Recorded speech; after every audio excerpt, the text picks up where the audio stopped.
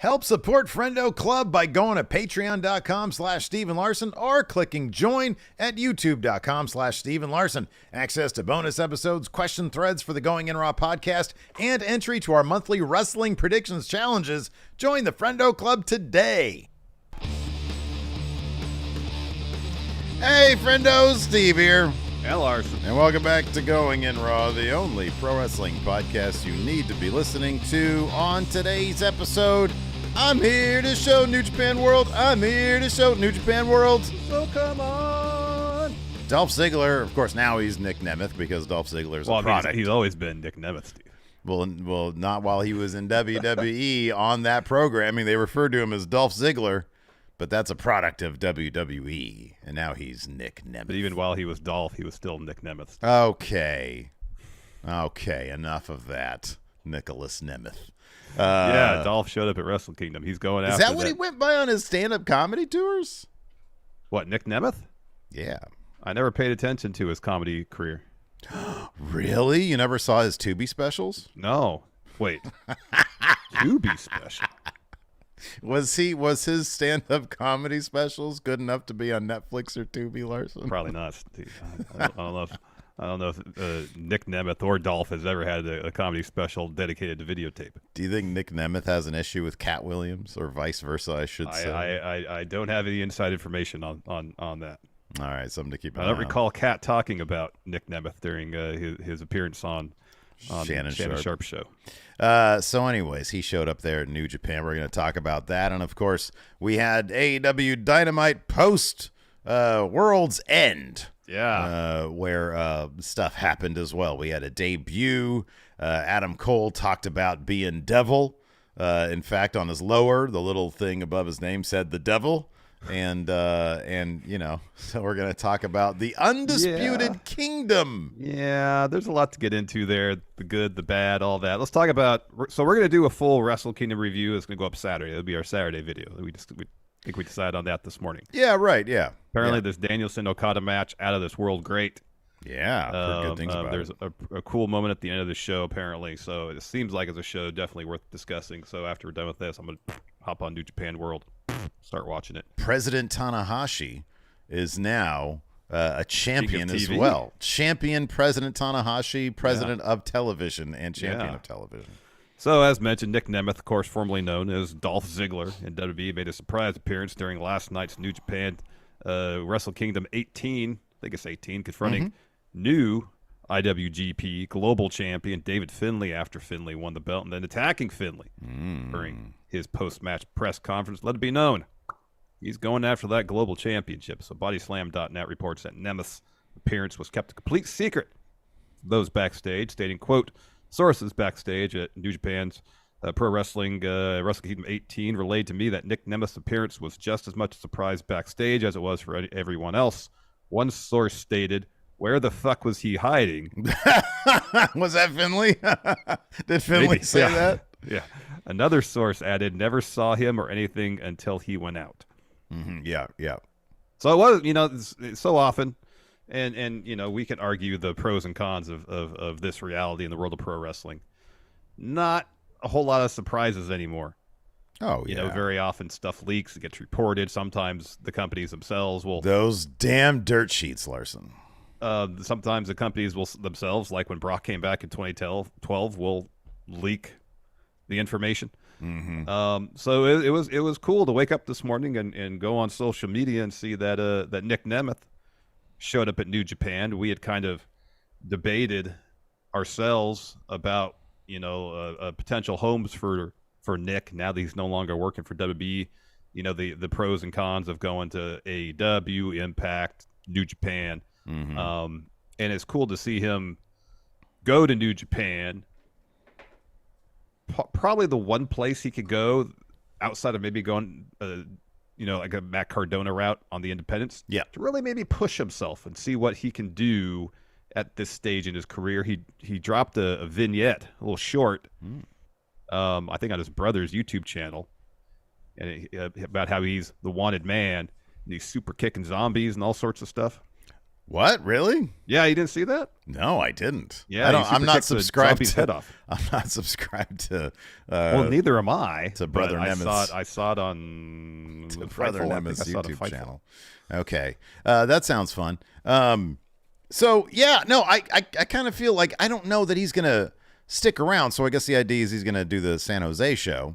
Maybe. Yeah. And that's cool and all. I would actually really like to look. I don't follow New Japan, as evidenced by when I turned on WrestleKingdom this morning. I was just filled with like, who are these people? I would like to follow it more. I just simply don't have the time. There were some really cool matches, and it was neat to see guys that I saw as young lions like 2 years ago. Yeah. Get some really awesome matches in, and to see them develop. So it's WrestleKingdom. I think is sort of becoming my triple mania, where once a year I check in and I'm like, oh, that's kind of interesting. A lot. I will say this, a lot, because we did a WrestleKingdom review last year. A lot has changed over the past 12 months, and you love to see it. I think it's great. They got an infusion of new blood. Tanahashi's president and TV champion now. You like to see that stuff. They've reloaded really, really well. That being said, you're right. I think New Japan, dude, I'd love to see what he would do. I always feel like Ziggler never really reinvented himself in WWE, and I honestly don't know if he's going to be doing a whole lot of reinvention in terms of his character in, wherever he goes now, if it's New Japan for a second and then into AEW or whatever. Yeah. That being said, the in-ring stuff with him always fascinated me a little bit more. Same with Mustafa Ali.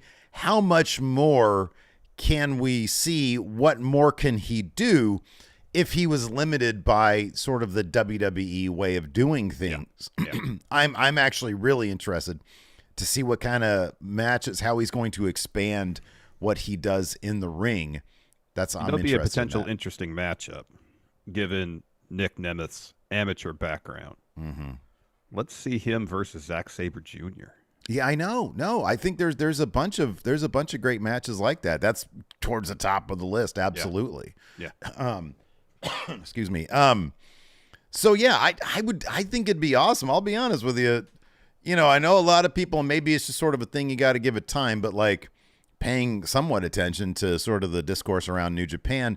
I know there's some people not huge on Dave Finlay being Bullet Club's leader right now, and maybe it is a, give it time thing, but if Dolph Ziggler were to do some Bullet Club stuff, I wouldn't be opposed to seeing what that looked like anyways. He was he's a former world champion in WWE. The last couple of years, he wasn't, doing a hell of a lot, but I don't know. I think that's something that I'd like to see, at the very least. I know they don't really do Twitter clips anymore for New Japan because they just take them down. Yeah. They're really crazy about their their people IP putting and up stuff. Yeah. But no, from what I saw so far, I watched the first couple matches there at WrestleKingdom, and yeah, boy, it's a different landscape there. Yeah, it is. Commentary's awesome though. Walker, what's his name? Walker. Yeah. I want to say, is it Stewart? Chris Charlton's always great. Yeah, he is. But the dude they got doing like primary play-by-play. Oh, the guy that replaced Kevin Kelly is oh my God, he is such a freaking upgrade. And I like Kevin Kelly just fine for New Japan. Mm-hmm. But man, what is his name? Isn't it Walker Stewart or something? Walker Stewart, that's what it was. Yeah. God damn it, he's good. I gotta check that out. He is really good. Yeah. In other New Japan WrestleKingdom news, after defeating Shingo Takagi to win the Never Openweight title, Tama Tonga announced during his post-match comments that January will be his last month in New Japan Pro Wrestling. Wants to start working closer to home, spend more time with his family. Yeah, I wonder where he's going to go, if he's just going to do the indie scene or going to go to WWE or what. I'd imagine there'd probably be some interest from WWE, from AEW. Mm-hmm, yeah. He's a veteran. He's an accomplished wrestler. He's really good. Yeah. There is a stretch, and I haven't seen his matches lately, so I don't know if he's changed his style, but he was like one of the best defensive wrestlers. Like his counter wrestling was top notch, you know? Yeah. So, that's one thing they say in AEW about Jay White, is that he's one of the best defensive wrestlers there is. So Tama Tonga's along those lines. So maybe he'll end up in AEW. I don't know. So that's cool. All right, man. Let's talk about the Undisputed Kingdom. So does Adam Cole just really like the word undisputed? This is his third faction that's had the undisputed title. See, of course, it's a reference. Undisputed Elite, now Undisputed Kingdom. Yeah, I guess so. Yeah, so a lot of people really loved Dynamite last night. Larson, were you one of them? I noticed the discourse, man. I see the discourse, and people are like, man, it was really, really good Dynamite. So, I thought the matches were all really good. Yeah, like you can't argue, you can't quibble about the quality of the wrestling in AEW, and that's never been our criticism for the most part. Yeah, right. Week in and week out, in American televised wrestling, AEW has the best in-ring product. Yeah, for the most part. Yeah. Might be a couple weeks here or there. It might not be the case. Probably 49 out of the weeks at any given year. Mm-hmm. AEW is probably gonna have the best in-ring wrestling an American televised wrestling company will offer. Yeah. And from the storyline perspective, I didn't really have. All right, this is what it is.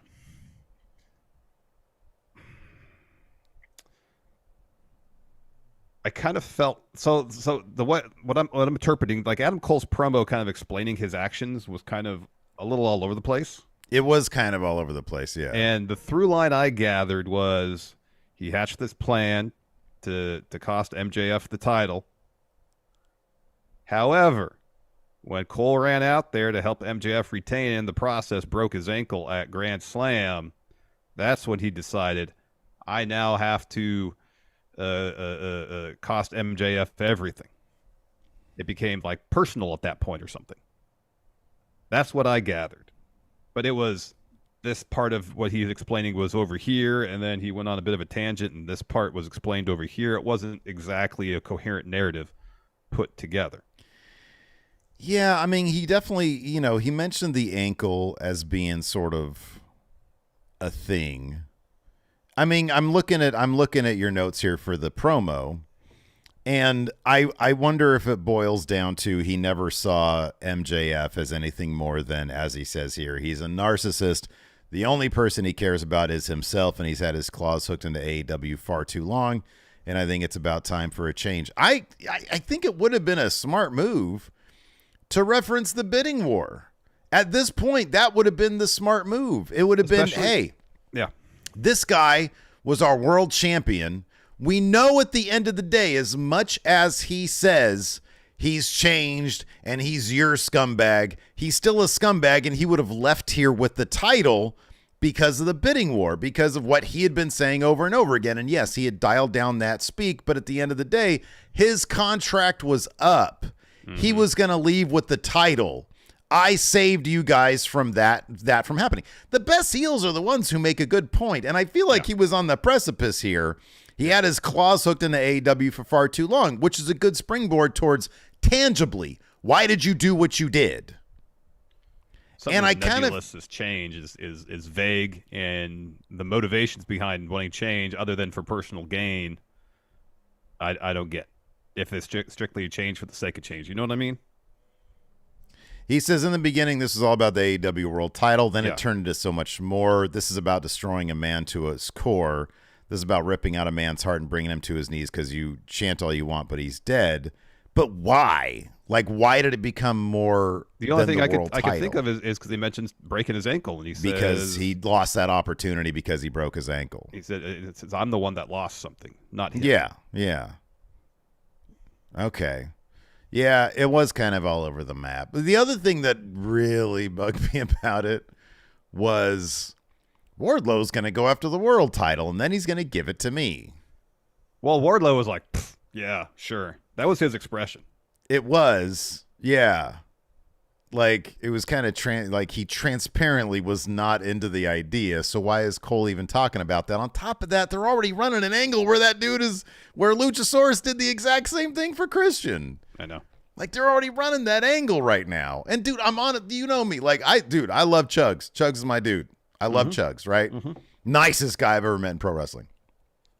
So it's not that. It's just the material. Yep. I'm trying to wrap my head around. And I'm honestly not trying to poo-poo it. I'm trying to find the logic in it. Exactly. So I don't know. Yeah, it was kind of all over the place. Otherwise, the branding, like we can sort of joke about the word undisputed. Could they've? I honestly think that simply, just the Kingdom is a badass name, and it is a reformation of it. I know you throw Roderick Strong in there, but he's buddies with all them. He could just join. Exactly. The Kingdom. I think that's fine. They could have done that. I know that people, I guess, they have fond memories of the Undisputed Era specifically. But so yeah, I don't know. I thought it was kind of all over the map. It was. I mean, they at least attempted to offer some measure of rationale to motivate what he did. Whether it was effective or not, that's up to each viewer. But they planted little seeds. They mentioned Roddy going after the international title. Of course, Kingdom or Ring of Honor tag champs. Why not go after the AEW tag champs while they're at it? Upgrade the Golden Prophecy. Yeah, the AEW titles across the board, and then Cole saying Wardlow's gonna go after the AEW title, and then saying once I'm healthy enough, Wardlow's gonna give it to me. Wardlow obviously was not into that plan. Yeah, right. Openly scoffed it behind Cole's back. I mean, I kind of felt like he should have been. Again, I don't mean to be fantasy booking. I'm just trying to find like a more logical route to take. Wardlow go after the TNT title. It's like you have so much history with that title. We're going to put Wardlow back on top of his division where he left off. And once I'm better, I'll worry about the world title. Yeah. Wardlow's not going to get the world title. Like, the thing about the Golden Prophecy back in the day, the Undisputed Era, is one, it was like, oh, yeah, they're going to do this. They're all, like, I could see Strong getting the international title. Yeah. They're going to do this. And maybe that's the way to separate. Maybe they have a plan in mind for Wardlow's not going to be able to get the world title. That's what and then he's going to be able to feud with them at that point. Yeah. To do that. So I did like that immediately everybody that was attacked by Undisputed Kingdom was there to get their pound of flesh. Jay White was there. Yeah. He's like, hey, Adam Cole, congratulations. I appreciate how you executed this plan. That being said, I don't like being involved in it. I got backup now. We're fighting. Yeah, right, yeah. And then the Acclaimed came out to beat him up a little bit, and then later on the show, Hangman shows up. It's like, I'm beating up somebody. I want Joe. If not Joe, I want Cole. If not Cole, I want to fight somebody tonight. Yeah. So at least immediately they got a bunch of feuds set in place for the Undisputed Kingdom. It's not like they're spinning wheels and they're ignoring, everything they did previously. So there's that at least. Part of me kind of wishes too that Samoa Joe wasn't necessarily in on it as much as seemingly he was. Yeah. If it was a situation where, because initially how I thought it was going to go down was Joe obviously saw there was benefit to having the Devil and his goons attack MJF, but at the same time, it wasn't like he was actively involved in their plan whatsoever. Yeah, right. Yeah. And then at the end, I thought Adam Cole was going to help MJF win the title and then turn on him after that. Yeah. Didn't happen. But that, I guess that whatever. It's not a huge deal. But yeah. No, it would. Yeah. I know. I feel you. I kind of prefer Joe to just be like sort of standing on his own. Yeah, I know. It doesn't feel like he should need help to win. Yeah.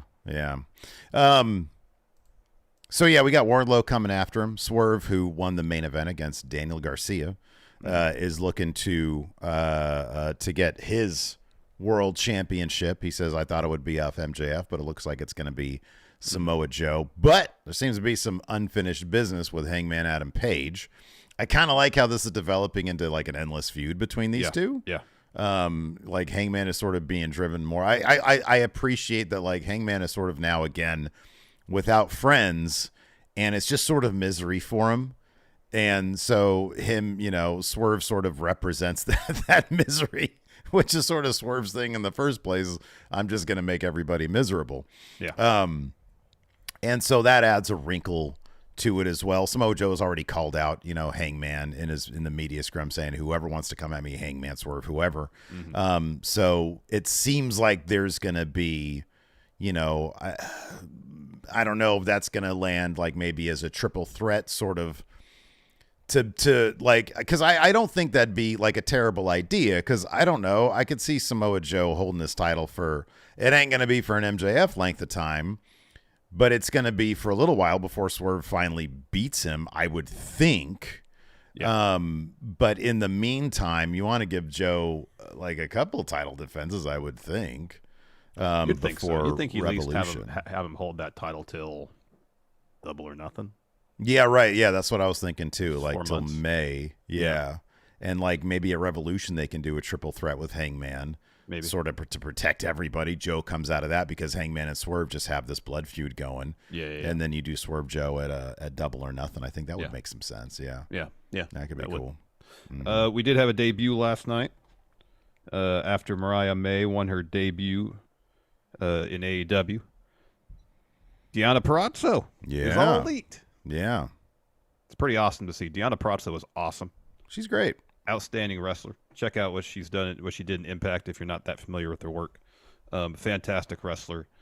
And it's great to see her. She seemed like she's from New Jersey, where the show was last night. It seemed like that moment there was on the verge of being overwhelming to her. Yeah, right. Emotionally, yeah. I mean, not like, the scope or the spotlight by a stretch of the imagination.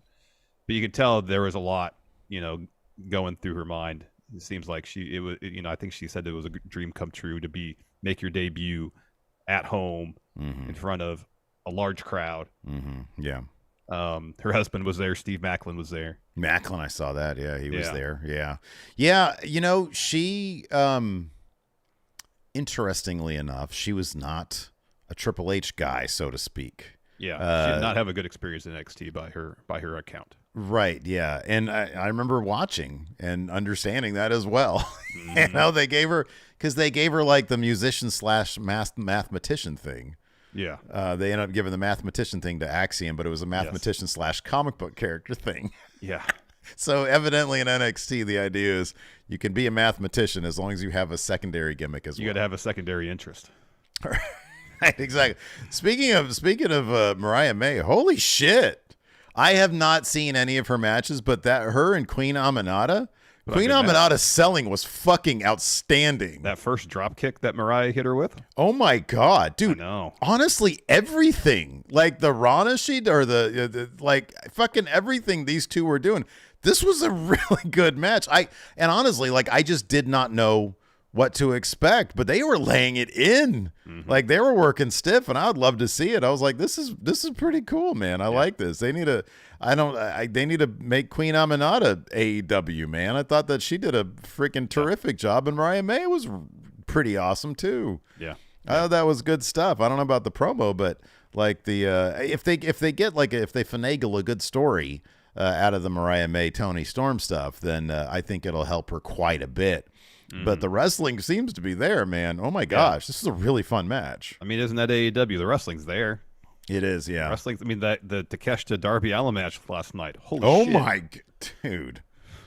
I don't know. When's he going to Mount Everest? Because I feel like he needs a break. That is more safe. I know than doing how this. He approaches his matches. I know he needs a break from throwing his body around by scaling Mount Everest. No kidding. He needs to let his body heal by climbing 25,000 feet. Yeah, right. Yeah, exactly. I know it's crazy that rolling suplex on the ramp. Dude, I can't. I mean, everything. Takeshita was, gosh, he was wrecking. It was so good. He was wrecking him. Yeah, it was good to see. Before we get going with our AEW Dynamite recap, want to mention this really quick. Larson, we're on our way to the latest palindrome subscriber count number for us. And right now, we're sitting pretty at 199,213. We had a really fun number when I woke up yesterday. It was 199,199. Not a palindrome, but it's still fun. It repeated itself. It's a fun number, Larson. It is a fun number. But yeah, the palindromes we're after 199,991. And so to help us get there, we're asking our friendos on the YouTube to hit that subscribe button and the notify bell. We got, of course, tomorrow a News Beef episode, and then on Saturday we've got our WrestleKingdom review. So, if you want to be notified as to when all that goes down, then be sure to hit that subscribe button. Help us achieve a goal. Also, we've got the Friendo Club setup, which is where you get access. We're filming later on today. Our bonus episode for the week, Yeah. Friendo Cast. It's a new thing, kind of an old thing as well. And we got access to question threads, the aforementioned bonus episode, and, of course, access to our Big Blue Predictions Challenge. Michael Keith Thornton, the new Big Blue Predictions Champion. I got to find out where this guy is because he owes us a picture that I can then add Big Blue to in the digital realm and then put that here on the show. May I proffer an idea, Steve? Of course. In the interim, picture Randy Orton. with Big Is Blue. there a mic we can put the face over? I mean, I suppose you could do a Google search for somebody named Mike and then put that mic on. Who's the most famous Mike? This might be controversial, your answer here, because there's 2 mics. Maybe 3. Well, I mean, it depends if we're asking for Mike or Michaels. Well, this is the same thing. Mike is a shortened version of Michael. I understand that, but I'm asking, are you asking for people who go by Mike as opposed to go by Michael? You know what's weird? That whole ad campaign, wanna be like Mike, but I never heard anybody call him Mike Jordan. Yeah, I know. I mean, in my mind, the most famous Michael in the world is Michael Jordan. Not Michael Jackson. Really? Interesting. Okay. I don't know what the Q score is for those guys. I don't know either. Yeah. So we could put MJ crying face, maybe. Yeah. Tears of Joy. We could put MJ Michael Jackson, or even maybe Mike Tyson. Yeah. He's a Mike. Nobody ever Mike said Michael Love Tyson. of the Beach Boys. He's a son of a bitch. Apparently. I don't want to put that guy on there. Nobody likes that guy. About Michael Bolton. Really popular guy. Real popular guy. About Mike Awesome. I don't even know, outside the world of wrestling, does anybody know who he is? About Michael Keaton. Batman? Okay. Yeah. Yeah. Man, you just got a treasure trove of Michaels. No, I'm looking at Chad. They're just listing a bunch of famous Michaels and Mikes. Oh, look at that. Okay, yeah. Look at Lord Corgi here. He says, Mike. Oh, can't say that. Anyways. No. I also, before we get to the recap of Dynamite, we got 612 people watching right now here on the YouTube. Thank you, everybody, for joining us. And yet we only have 113 likes. So typically, if we have our druthers, you'd somewhere around 50% of people watching the episode like it as well. That would be great. Wait, 114 into 612. That's about 1/5. What the fuck? Oh, my gosh. So if you could, please goodness. hit that like button, smash that like button. Yeah. Get us a bunch of likes, please. we're trying to get us some mics. Yeah, please get us some mics. Trying to finish our story over here, Larson. We are. How about you put the Miz's face over Randy Orton? He's a Mike. Hey, Mike Mazanin. Yeah. Yeah. Michael McDonald. How about Michael McDonald? Undisputed Kingdom. Undisputed Kingdom kicked off Yeah, AEW. fuck Dynamite. He comes out. I'm not going to recap this whole goddamn thing. It was very long, yes. Roderick Strong says, everybody shut up, listen to my best friend, Adam! So he's still doing that thing. He's not a serious guy still. I mean, they came off as fairly serious, but give it a couple weeks. Yeah, let's just fast forward to the skits where they're doing goofy shit, okay? Yeah. And I don't know what this dude's deal is back here. It's like, I got this hurt. She's in my ear. Just look at that. Yeah. Oh, I know. I already gave her a rawhide. I don't know what more she wants. Was it devoured quickly? Yeah, that's the problem. Yeah. So anyways, Cole says, I find it. He's like, okay. He says, why do you guys don't have sympathy for me? Because he's the devil. He's the devil. And that's the name of the song, Sympathy That's for the the Rolling Devil. Stones song, yes. Yeah. Anyways, what's the best Rolling Stones song, Larson? Oh, it's Give Me Shelter. It's Start Me Up. It's Start Me Up. Get out of here. Anyways, he says, I find it so ironic that many people were disgusted, appalled, shocked by what happened. Man, do you want to take this over? And I'm going to try to figure this one out. Dog was one of them that was disgusted and appalled by what happened. So Adam Cole continues, which to me means one of two things. One, you're all stupid. Two, you don't understand right from wrong. You think I'm bad. You think we're the bad guys because we betrayed MJF. MJF, the guy who's created more enemies in AEW than anyone ever. The guy who for years has run his mouth about every person in that locker room and all of you. If that makes me the devil, then buy me a first-class ticket straight to hell. So the crowd starts chanting, asshole, asshole.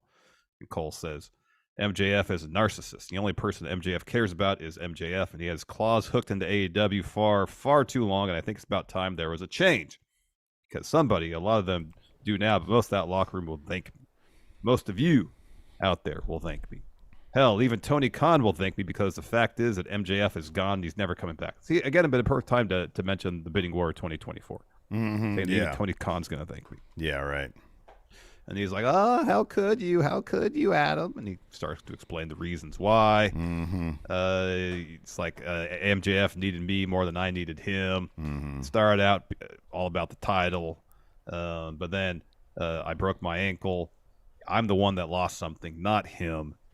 Better than you, baby. It made you fall in love with MJF, and that's because of me. I saved his title reign. I also ended it. In the beginning, this was about the title. Then it turned to something so much more. This is about destroying a man to his core. This is about ripping out a man's heart and bringing him to his knees. Because you chant all you want, but MJF is dead. So he holds up the devil mask.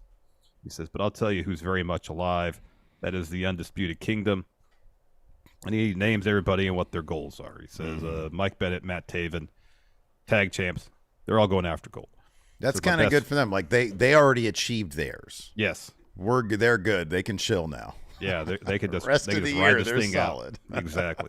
He says, my real best friend, Roderick Strong, who's going after the international title in Wardlow, finally with a group of people who actually respect him, he's going to go after the world title, and then when the time is right, I'm 100% healed. He's going to do the right thing and forfeit the title and give it to me. And then Wardlow goes, this guy, listen to him.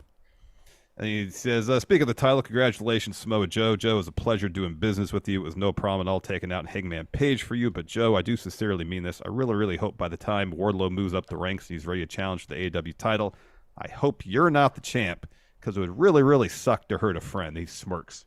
Yeah. And he just hurt a friend.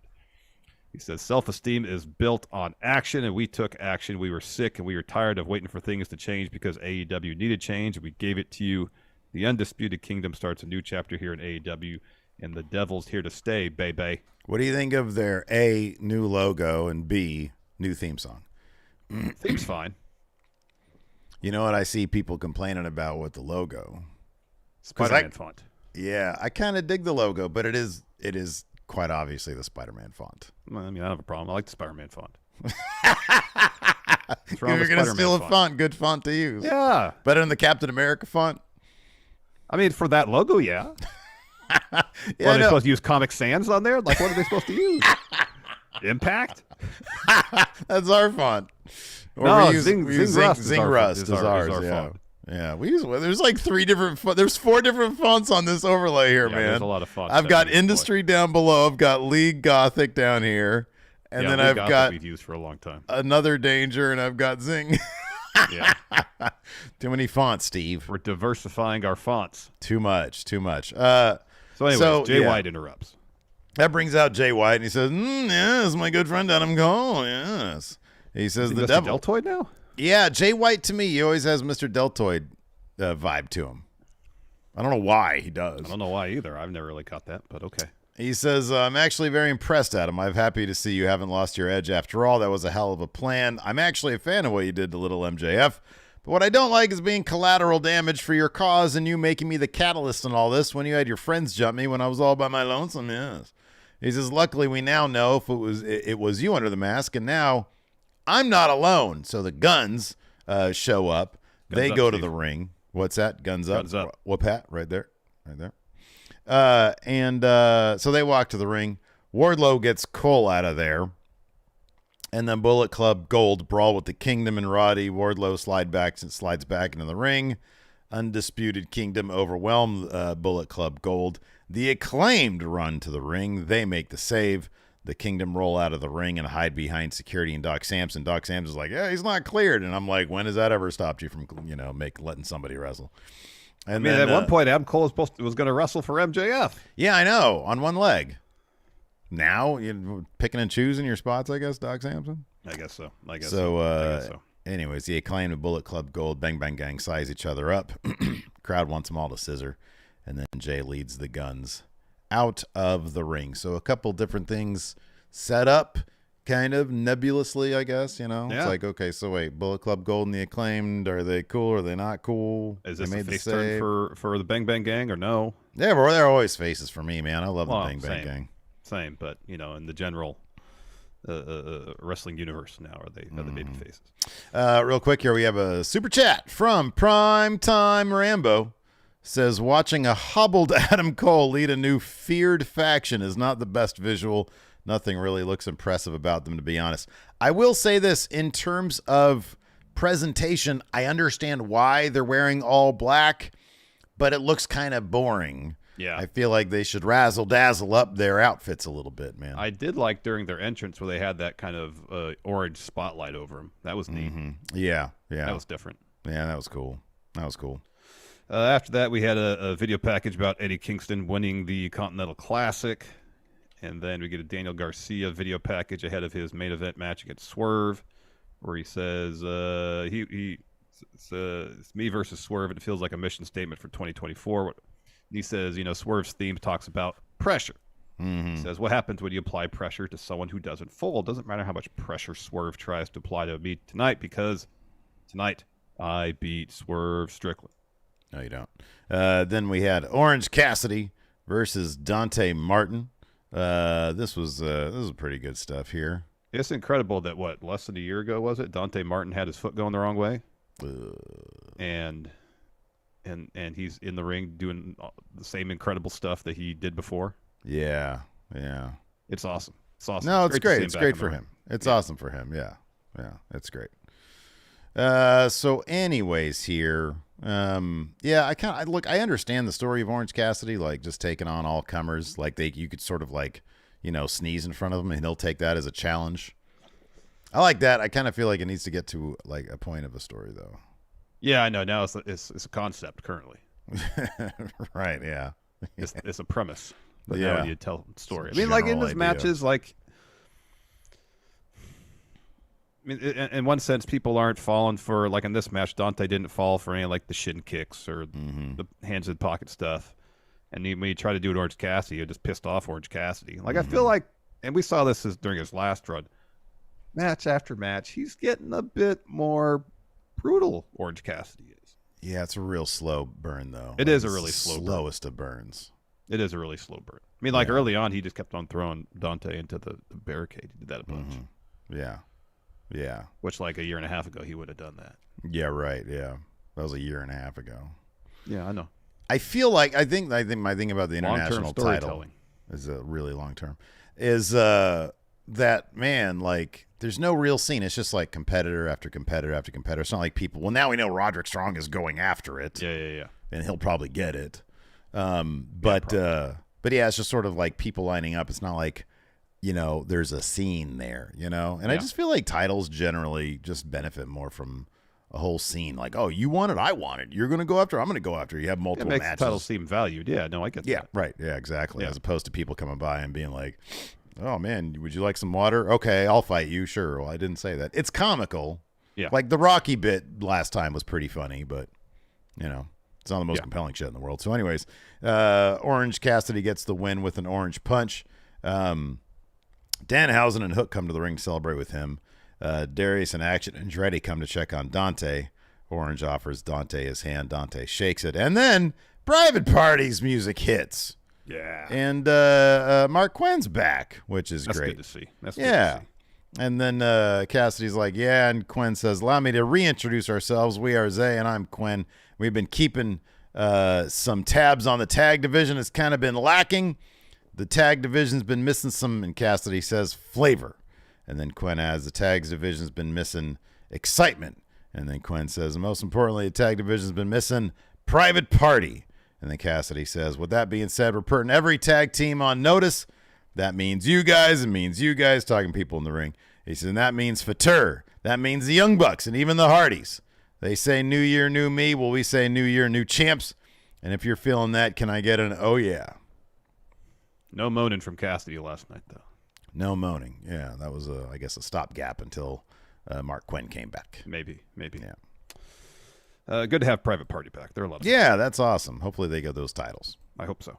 Then we got Tony Storm interview. Renee asked, what's your 2024 looking like? And Tony says, firstly, Renee, may I say that perfume is very overwhelming. Secondly, I was very excited to come here until I realized this isn't New York. This is New Jersey. It just really is not my milieu. Milieu, what a great word. I know. I belong on Broadway, so I've decided to call it a night. I'm heading to Manhattan. I'm heading to Sardi's, and we're having a seance for Stephen Sondheim. Remember when that was like the thing back? Well, don't remember, but I've heard that that's the thing back in like the 40s. Yeah, it was all seances and stuff. They'd always be having seances for people. Yeah. Like that sort of stopped, I think, in the 50s, but like from the 40s back, like man, like Mary Todd Lincoln, she was having seances to try to find, try to talk to her husband. People do that shit all the time. Yep. So then Renee asks about Mariah May's debut, and Tony says, "Darling, I don't watch wrestling." That made me laugh. Yeah. Because she looked disgusted. She says, "Darling, I don't watch wrestling." He says, besides, how hard can it be? The girl can do with paying her dues, and what better way to do that than wrestling in New Jersey? Luther, scoop. So he picks her up. And Tony says, chin, tits, shoe. And then she kicks her shoe off her foot, and it flies and hits the backdrop of the interview set. Yeah, it was pretty funny stuff. Tony's great. She is great. After that, we had another House of Black promo. Where do you think they filmed these things? Malachi's garage. That's what I'm thinking, too. Yeah, I was about to say that, too. Yeah. So light. Yeah, right. Yeah, one light, exactly. Malachi says, "So you want to fight us? You want to challenge us? Challenge accepted, but only in a place where we can cut you deep." But he says, "North Carolina, yes, in front of your friends, your family, your daughter, and your wife, yes." Everybody Australians now, Mr. Delta. But Jay White's from New Zealand. Well, that's all just one big. Oh, my God. I'm going to get in trouble for that one. And then he says, "And Cash, if you found anyone else who loves you, bring them too." And then Malachi says, this is the stupidest stipulation.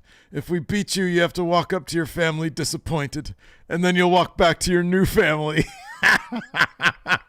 This has the opportunity to be the most if they play this for comedy, if FTR have to join House of Black, and like they literally have to live in the same House of Black. Yeah, exactly. That could be wildly hilarious. They'll never do that. It's not what's going to happen, Steve. But it should be, because that would be amazing. It would be pretty darn funny. Yeah. So then Malachi says, "Don't worry, because the tears that Daddy will cry are not tears of sadness. No, it's the acknowledgement that he's finally home with a family that truly loves him.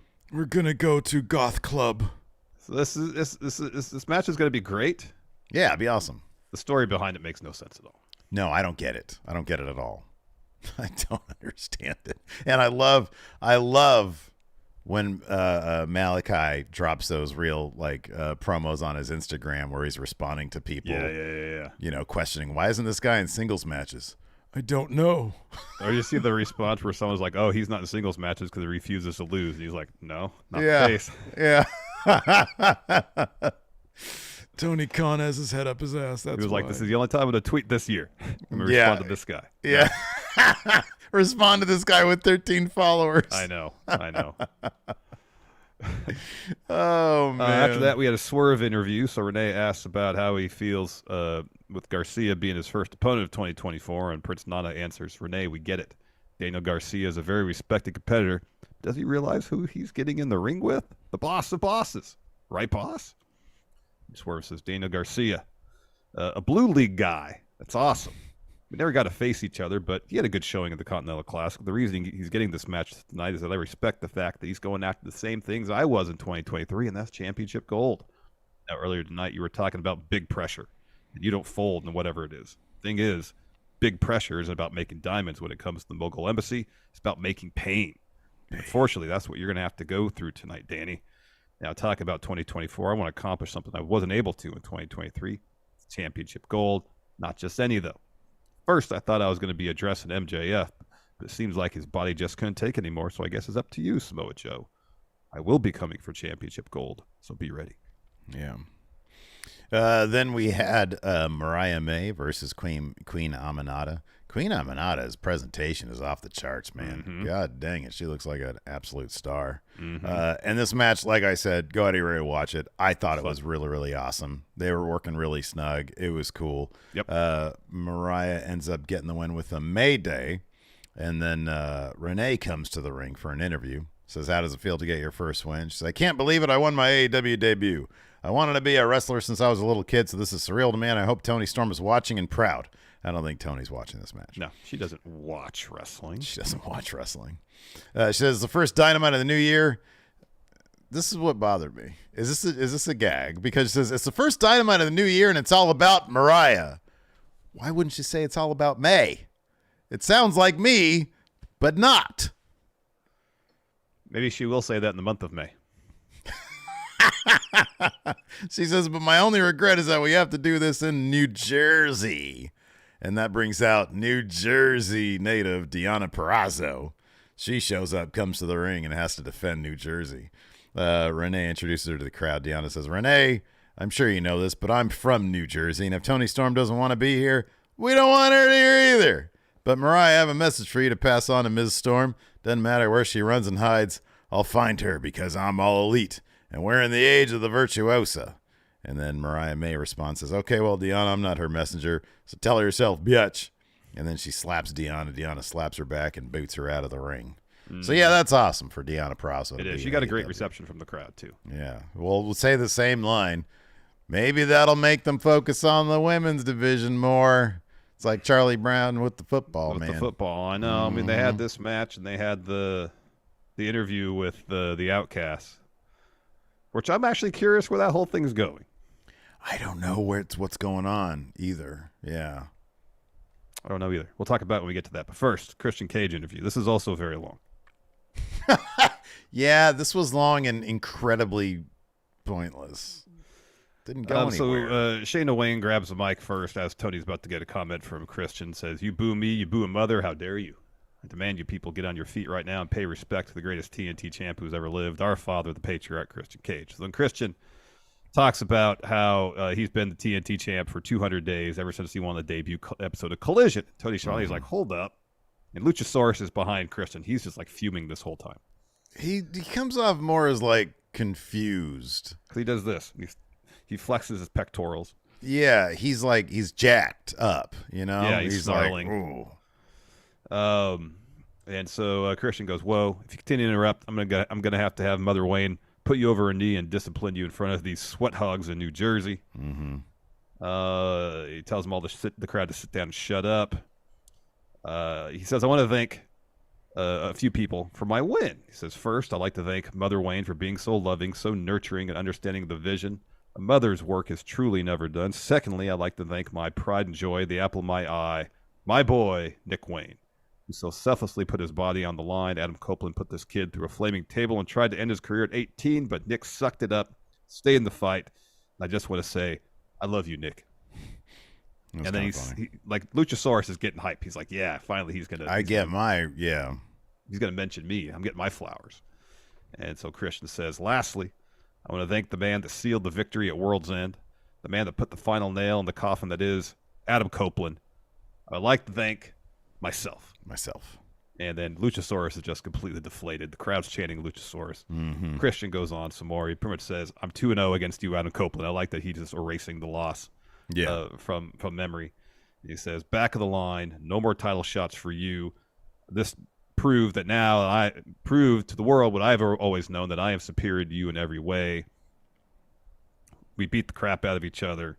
I like to think we both left a little bit of our souls in the middle of the ring that night, but the difference is one of us doesn't have a soul, and that's the reason I stand here before you, still TNT champ. This is a warning to you, Adam, and any other wrestler in the back that has eyes on my TNT title. What happened at World's End in that no DQ match was a glimpse of what I'm willing to do to hold on to my title. I don't want anybody to forget that this title was thrown on the scrap heap, and I took it and made it the most prestigious and important title in this. And the crowd interrupts and starts chanting for Luchasaurus. And Christian yells, shut up. His name is Killswitch. He continues, this is the most prestigious and important title in this company, and I'll be TNT champ as long as I want, until I decide to hand this title off to my prodigy, Nick Wayne, to carry on the family legacy. I don't want anyone to ever forget that we are the patriarchy. We run AEW. We are the faces of AEW now and forever. Yeah. So no idea who's going to challenge for that next.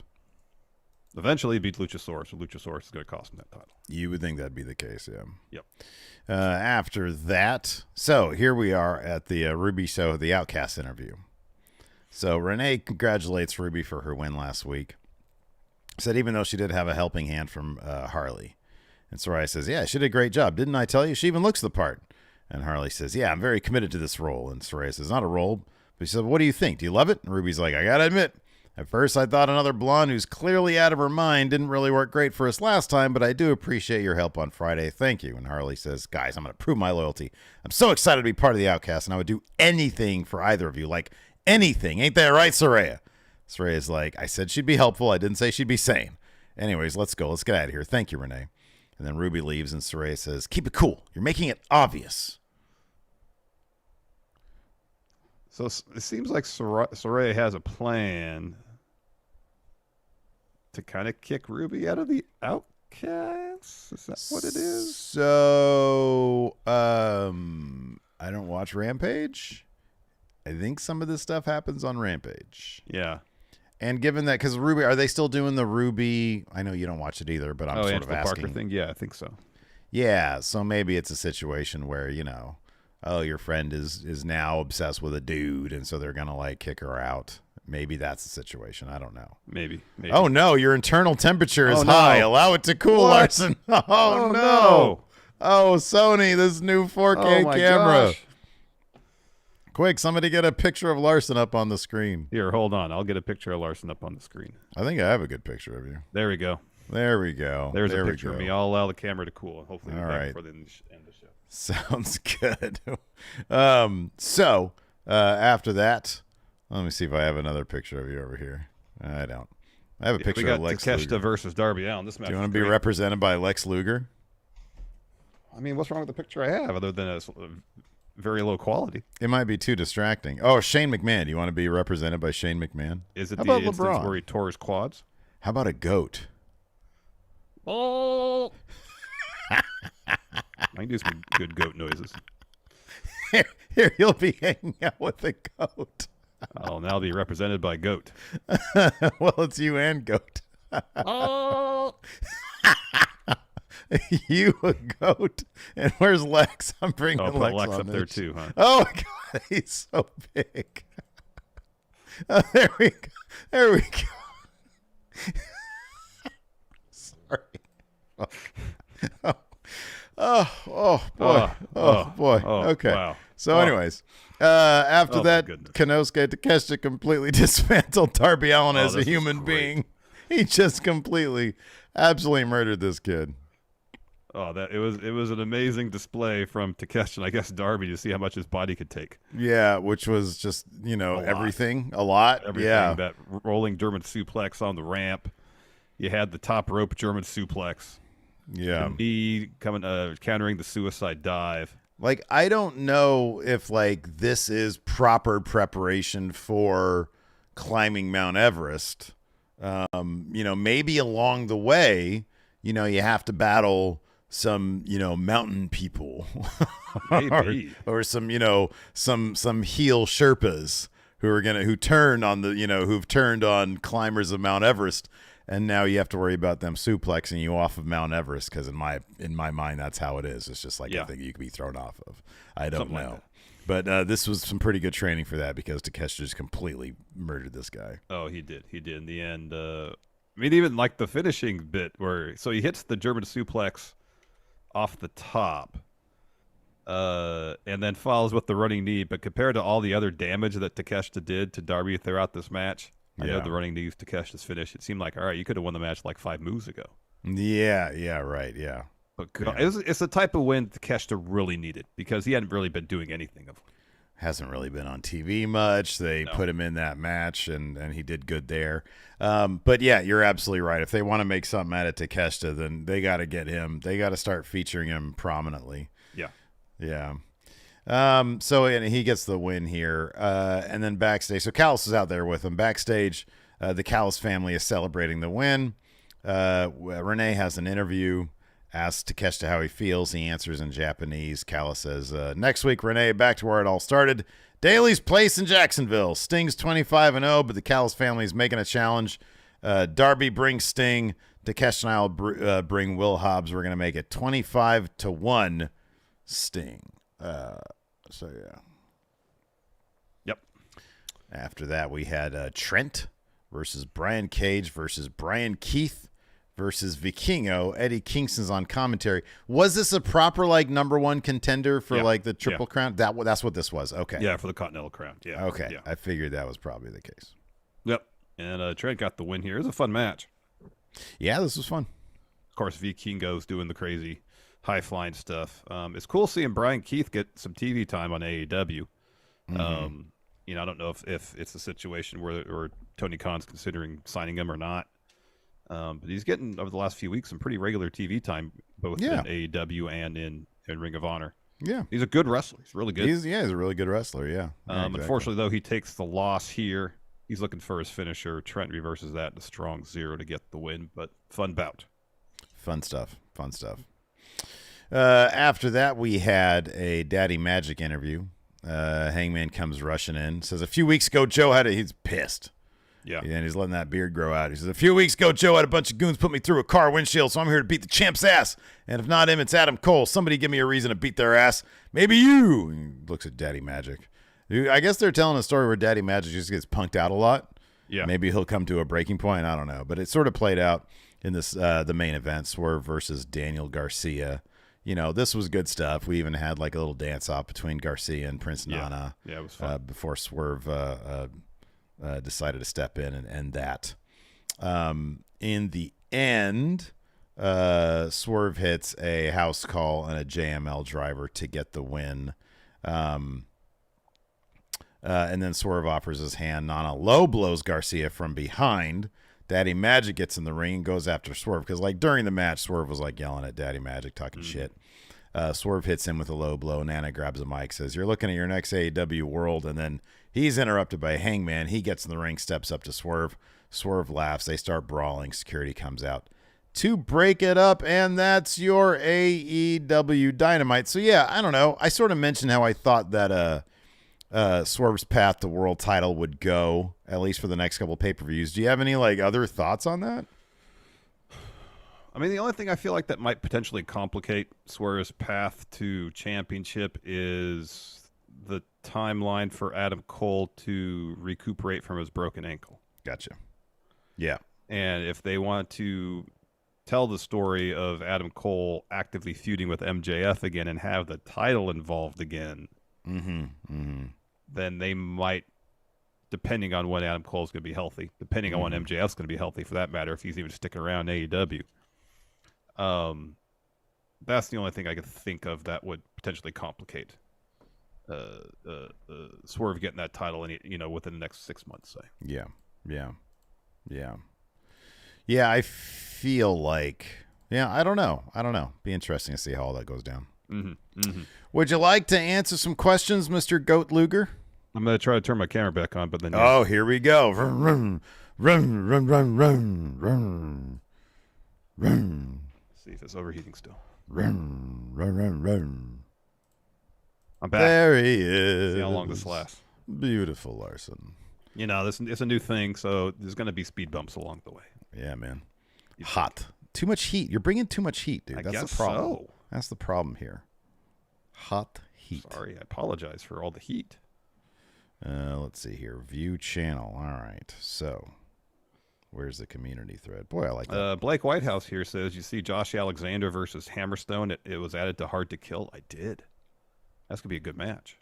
Who's the champion? Oh, Alex Shelley's. He's about to lose to Moose, isn't he? Yeah, Moose is challenging for the title. That's cool.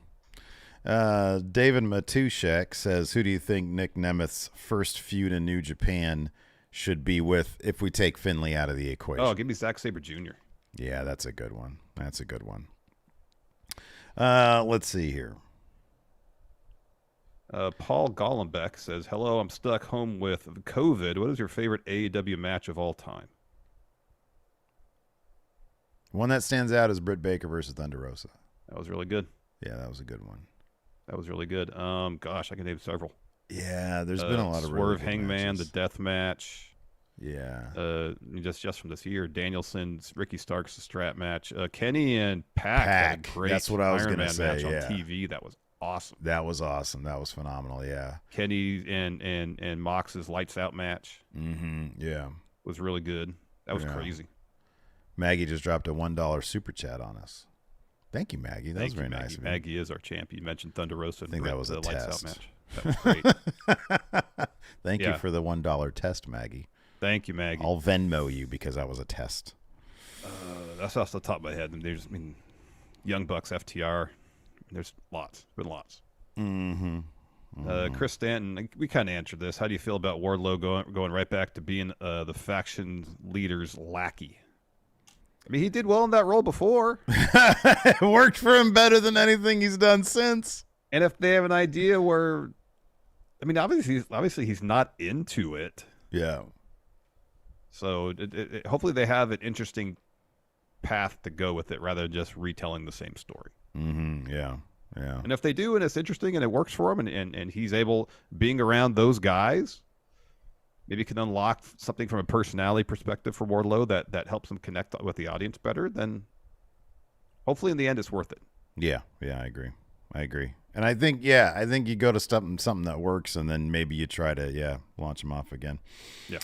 The Blind Matt says, how does AEW keep the Undisputed Kingdom viable as a threat with Cole still injured and Strong and the Kingdom having been comedic for a while now? They got to win. This has got to win. The Undisputed Era, they were comedic, but they primarily just had really good matches and they won a lot. Same format. Samuel Raja says, when do we reckon we see MJF back in AEW, assuming he has re-signed or will re-sign? I don't know at the time. I mean, if he has surgery on his shoulder, he could be out a while. So is it a similar? Do you recall? Is it a similar injury to what Finn got during the SummerSlam match? So I believe a torn labrum was part of Finn's injury, but he also separated his AC joint, which is what connects the collarbone to your shoulder. Like he tore up his whole, like the entire shoulder basically tore up. Yeah.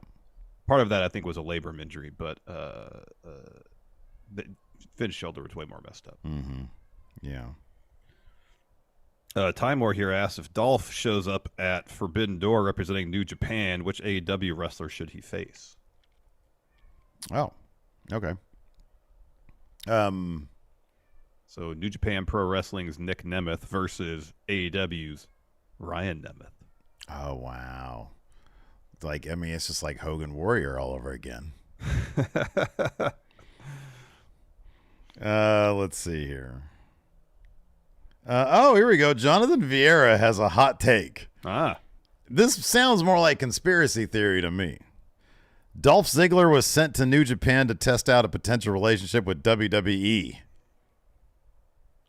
But here's the thing. His name there is still Dolph Ziggler. I'm sorry, it's Nick Nemeth, not Dolph Ziggler. Not Dolph, I know. Yeah. Yeah.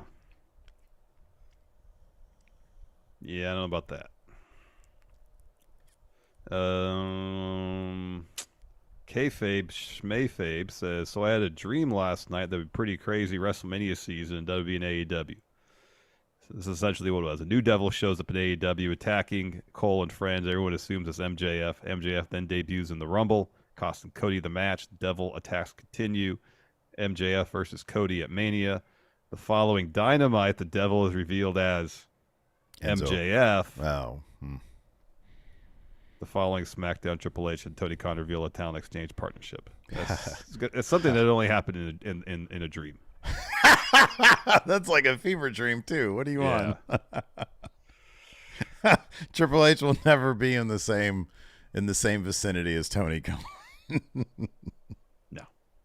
No, that'll never happen. No. I don't know. Maybe years from now, when there's a Bischoff moment, and Tony Khan's like, "Yeah, sure, I'll be a talent on WWE programming." Yeah, I know. Oh man, are there any other in your thread that have the hashtag first? I don't think there's any that had the hashtag first. Nope. Okay, I forget where I put that on. I think I put that on the Patreon. Okay, cool. Right on. You did, but none of them have the hashtag on there. Cool. All right, sounds good. Thanks everybody for tuning in. Again, do us a solid. Hit that. Where are we on the likes here before we leave? We got over 200. 230 it says here, but let me refresh because sometimes it doesn't refresh. Got almost 700 people watching. 230. We lost a like. It was 230 and I refreshed and it's 229. That means somebody liked us again, but the actual result is an unlike. Yeah, right. Yeah. Remember, only hit that like button once. An odd number of times. Has to be an odd number of times. Yeah, or 3 or You can do 5, 3 times 7, 5, 9. 7, 111. Right, exactly. That'd be an odd number of times. Yeah. 235. Yes. Yeah. 1,773. Yeah. 2001. Yeah. 3,333. 1,000,003. 1,285,000,000. Yeah. 737. 300 trillion and 7. Oh my god. That's going to do it for the show today, everybody. Thanks so much for tuning in. We appreciate it. Until next time, we'll see you around. Goodbye.